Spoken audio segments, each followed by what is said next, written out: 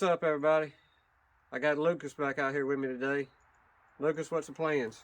Well, I got some time off from school, and I'm trying to be working on Blacksheep while I can. And we're going to be upgrading the dash lights to new LEDs. Y'all hang out. Okay, y'all, I got y'all set up on a tripod here. You're gonna have to bear with me. I got the heat pump right here beside me. We'll probably end up time-lapsing this. Basically, the only thing we gotta do is get the dash bezel out of this thing. It's mainly just about 5 Phillips head screws, and then there's a few clips that hold it in place. But I'm gonna put y'all on time-lapse so you don't have to hear this heat pump.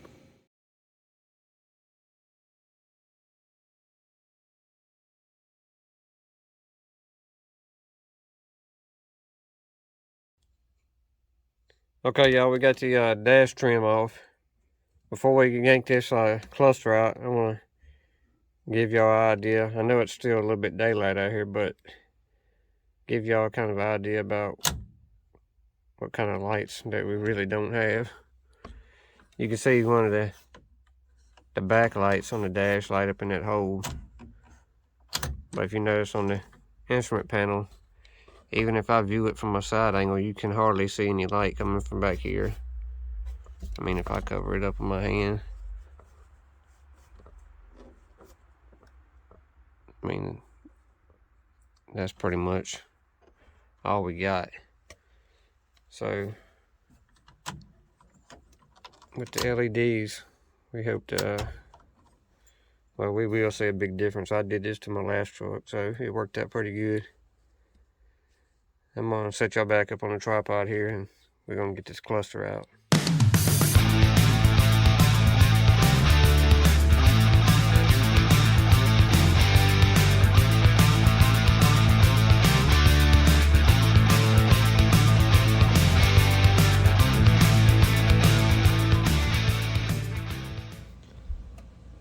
Okay, y'all, we got the cluster pulled out there. It's mainly only 4 plugs, really. You got this main one, you got the speedo cable, you got another big round plug here, a small 2-prong plug, and then this one light that comes out separate by itself. But that's basically all it is to it. The speedo cable's just held in by this little clip here. You just pinch that clip back. Well, we're going to take this gauge cluster inside. We're going to turn the heat on in the shop and let it warm up, and we're going to come out after dinner and work on this thing. Okay, y'all, we got the gauge cluster here on the workbench. I'm going to let Lucas start tearing it apart. It's basically only 9 bulbs on the back side of this thing. These little bulb holders just kind of twist out, and then you can get to your bulbs to replace them. While we're at it, we're going to take the front cover off and clean it up. I think I have some neon orange paint inside the house. We're going to try to touch up the needles here a little bit, make them a little bit brighter. Basically, the only thing we got for this project is some LED bulbs. These are clear ones if you wanted to use for a indicator lamp or something. But these are green ones I had left over from my last build. You can pick these up on Amazon. Pretty cheap. I think I got this 30-pack of white ones for like $9.99. Just basic nut driver, 1/4-inch ratchet, some duct tape, some aluminum duct tape. I'll show you what that's for later. And then some glass cleaner. I'm gonna let him start tearing this thing apart, and then we'll get back with y'all.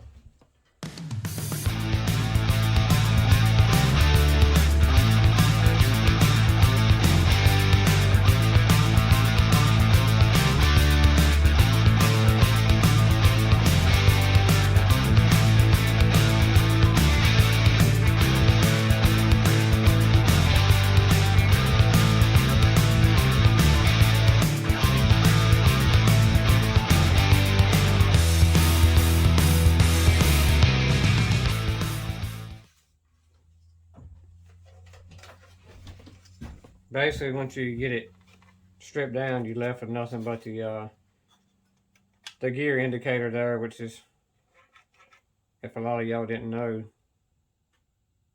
as you can see, this one is broke. This actually hooks to a little hook that's on the top side of your column, and that's what actually works the gear indicator. So you could repair that while you're in here if you wanted to. We have a Hearst ProMatic 2 to go in that truck, so I don't think we'll be worrying about that deal.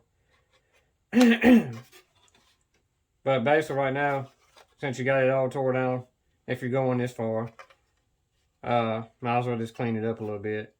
If you had an air compressor, you could blow it out and then a little Windex wipe it down. One thing to take note of though, I learned this the hard way on my last one. If you're going to clean these, just dry dust them. Don't put any kind of liquid or anything. It'll cause the ink to run, and I ruined my last one doing that. So just a little side note. Before we get started cleaning this thing, I'm going to organize the parts and pieces to the side here so we don't lose anything.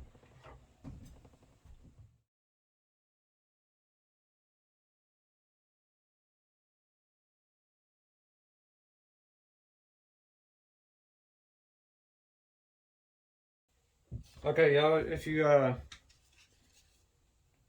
basically, let me see if I can get this in the camera.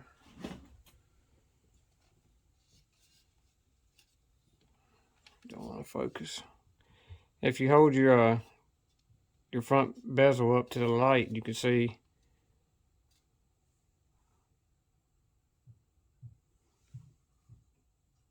that, there we go, that the indicator lights are actually lit or colored by these little plastic screens. You can see the brake light when it's done kind of fell down. So while we got this out, you can go ahead and repair these, and that just makes your job look a whole lot better when you get done.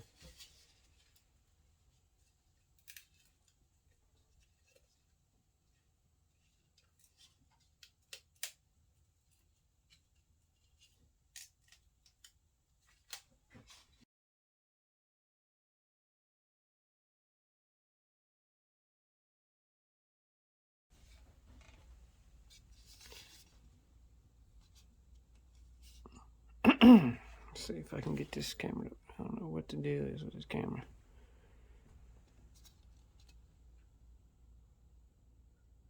As you can see, we just slid that, there we go. We just slid that back up.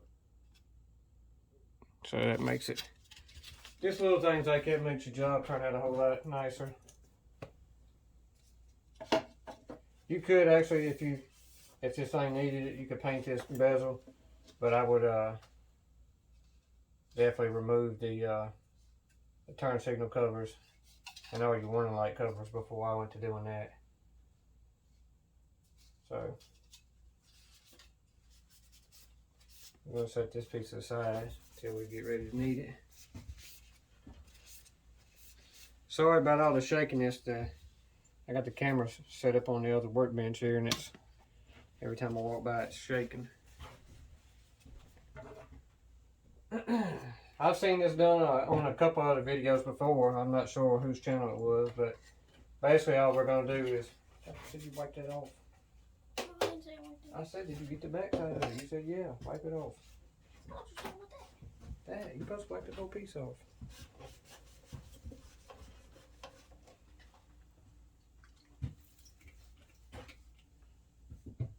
Okay, now that we got the inside of the cluster cleaned out, we're going to use a little trick. I seen this on somebody else's channel. It's a little trick. I can't remember who it was. If I think about it, I'll put it in the description. But basically, you take this. This tape is made for like HVAC work. It's basically this really thin aluminum tape. It's pretty flexible. It sticks really good, so it's pretty easy to work with. Just take a regular pair of kitchen scissors and you can trim it down how you need it. Basically what we're going to do is cover the entire inside of this thing with this tape. And what that's going to do is when the bulbs are lit up inside there, it's going to hit this reflective tape and bounce off and just make it seem that much more brighter. So, like I said, this is not a have-to kind of thing. It's just, I did it on my last one and it turned out pretty good. So while we're in here, I don't think we'll ever have this thing tore apart like this again. So we're just going to go ahead and do it. I'm going to put this on time lapse. This might take a minute.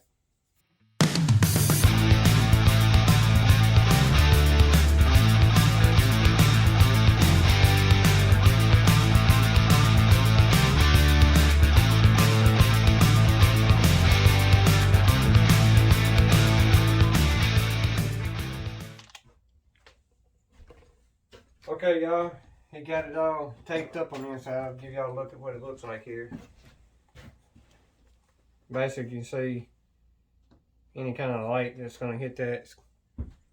It's going to reflect a whole lot easier. I mean, the white background helps it reflect, but when you got something shiny like that, it works out a whole lot better.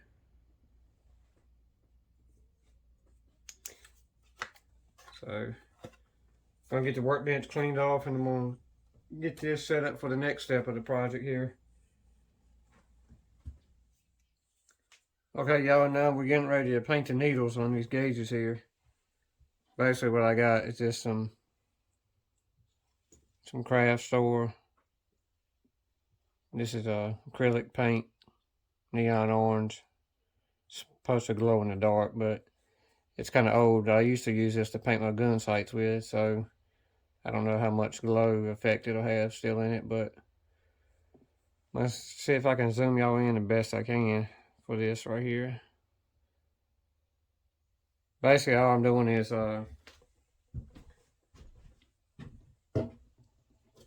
taking a index card and putting it behind the needle. That way, if any paint drips off the needle, it'll catch on the index card.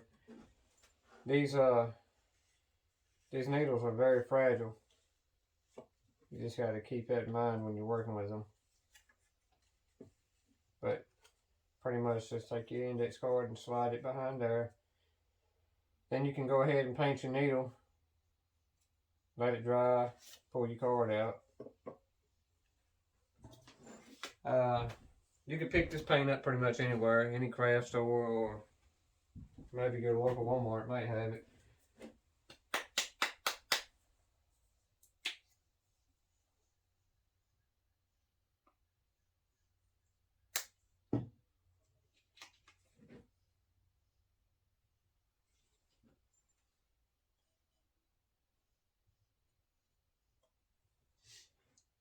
It's kind of tricky to get it to go on these needles. Last time I did this, I had to do 2 coats, so just kind of take your time. Don't really rush it.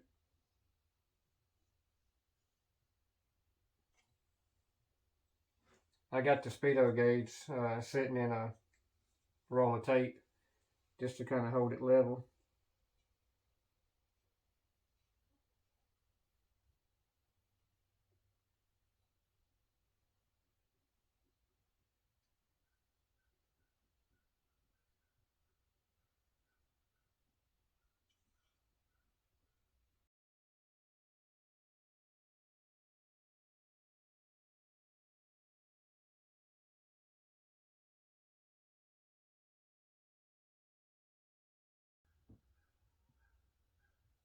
Don't know if it's picking up on camera or not, but you can see where that one's kind of faded. The paint looks kind of lumpy on this one, but as it dries, it lays down, smooths out. Alright, while we got that drying, we're going to go ahead and start swapping out some of these bulbs right here.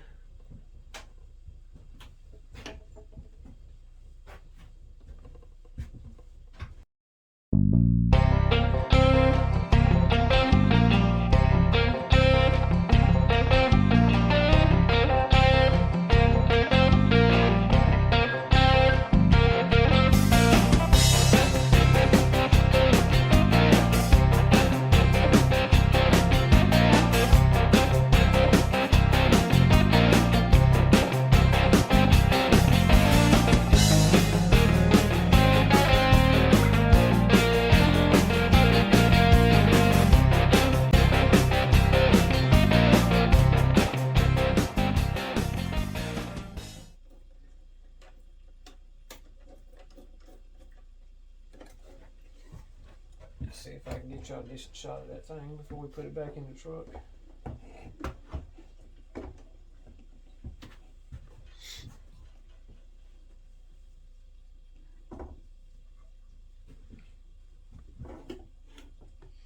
There we go.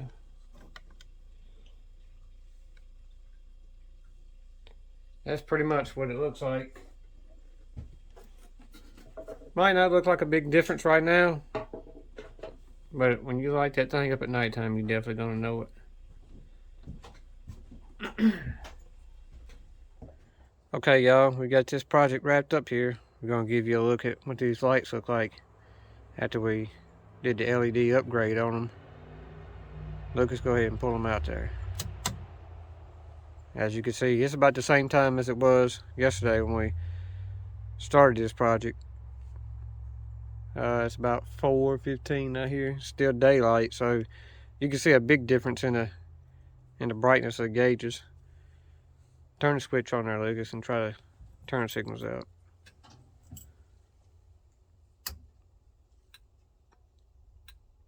We swapped those out.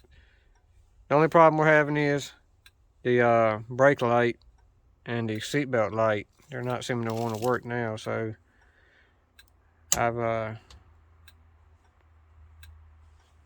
tried cleaning the contacts on that circuit board and swapping the bulbs around.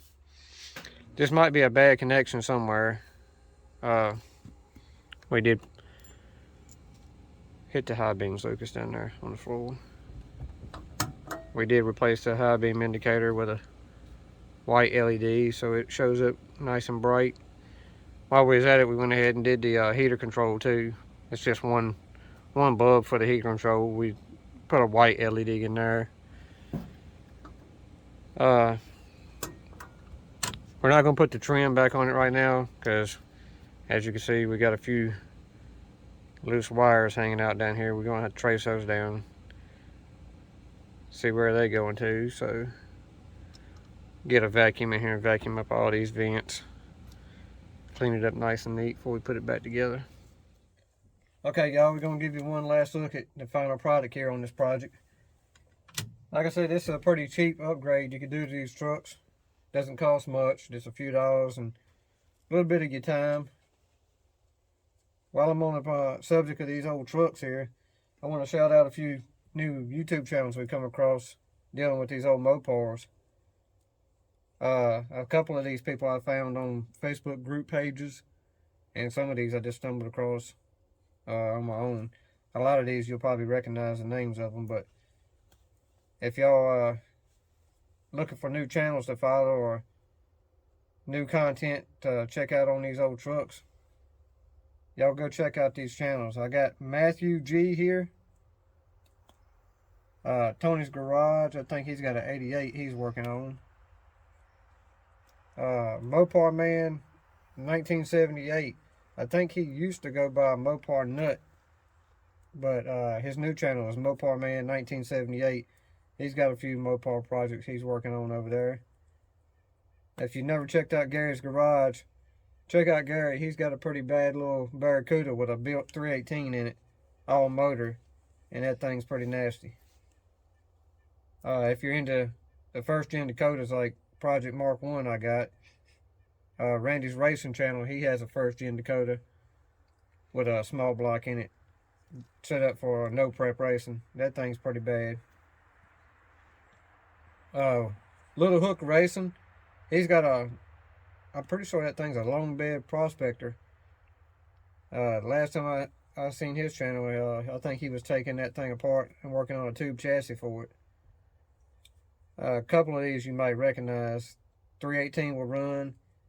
He's pretty good about doing budget projects. Just Mopar Joe, he covers a wide range of Mopar things. These guys are pretty knowledgeable. I've reached out to these two in the past. They've helped me out with certain things. Gas Tap, if you never checked him out, I think he's based out of Florida. He's got a square body Dodge he calls Project Big Red, and I think he has a Valiant that he calls Mr. Jones.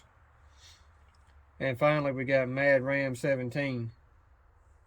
Y'all go check these guys out.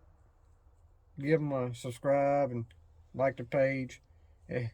Kind of help the community grow here.